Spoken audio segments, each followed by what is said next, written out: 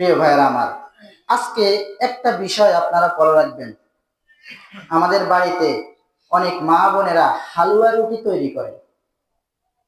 আপনাদের এলাকায় করেছে কিনা কোনো ঘরে আমার জানা নাই, তবে এই দিনকে কেন্দ্র করে অনেকে হালুয়া রুটি তৈরি করে। এটা ইসলামে কোনো মতে নাই। কথা বোঝা আসছে?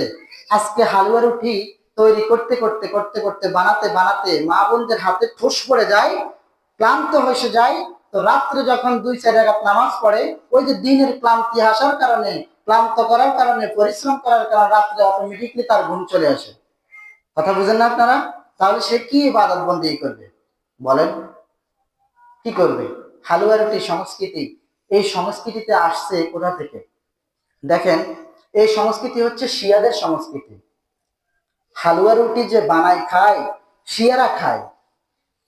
এই দিনটা, এই 14 যে শাবান, 14 তারিখ, এই 14 তারিখ শিয়াদের এক ইমাম, ইমামের নাম হচ্ছে গায়েব। ইমামের নাম কি? গায়েব। এই গায়েবের জন্মদিন 14 শাবান।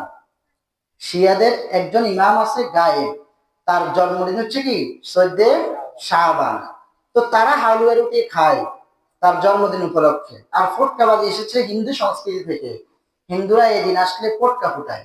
এখন এই সকল কিছু, এই দুই দলের সংস্কৃতি আমরা একদল মুসলমানের ভিতরে অটোমেটিকলি ঢুকে গিয়েছে। মনে করে যে এই দিন আসলে মনে হালুয়া রুটি খেতে হবে, রুটি বানাতে হবে, হালুয়া রুটি খেতে হবে, গরু জবাই করতে হবে, গোশত কিনতে হবে বেশি বেশি। কথা বুঝেন না আপনারা? আচ্ছা, আমার কথা কি আমি আমার মন থেকে বলতেছি? কথা বলেন না কেন? মন থেকে বলতেছি? এগুলো আমি কিতাব থেকে পড়ে বলতেছি, এবং যেটা বলতেছি এটাই একদম সত্য কথা। মিথ্যার কোনো লেশ এখানে নাই।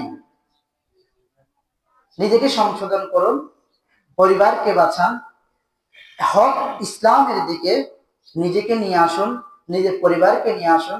আল্লাহ পাক রব্বুল আলামিন আপনাদের ঘরে, পরিবারে খায়রে বরকত বেশি বেশি নাযিল করবেন। সুবহানাল্লাহ।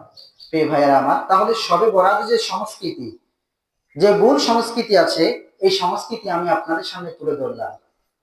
এই সংস্কৃতি আজকের পর থেকে এই সমাজে, এখানে, ঘরে বাইরে চলবে? কথা বলে না কেন? চলবে?